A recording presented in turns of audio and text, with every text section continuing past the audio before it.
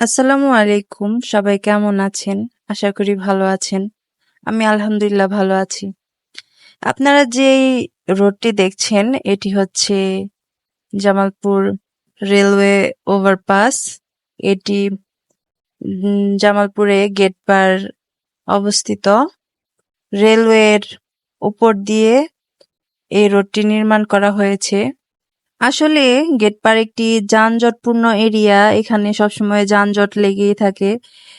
যেহেতু এটা রেল লাইনের উপর দিয়ে তৈরি করা হয়েছে, যখন ট্রেন আসে এখানে অনেক যানজট তৈরি হয়, যার জন্য এই রেলওয়ে ওভারপাসটি তৈরি করা। এতে করে এর উপর দিয়ে গাড়ি ঘোড়া চলাচল করতে পারবে, যেন যানজট না তৈরি হয় সেজন্য এই রাস্তাটি তৈরি করা হয়েছে।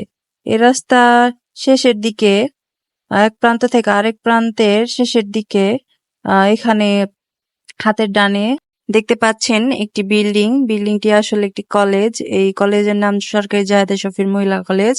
জামালপুর এটি মহিলা কলেজ নামে পরিচিত। এরপর সামনে দেখতে পাচ্ছেন একটি মোড়, এটি পিটিআই মোড় নামে পরিচিত।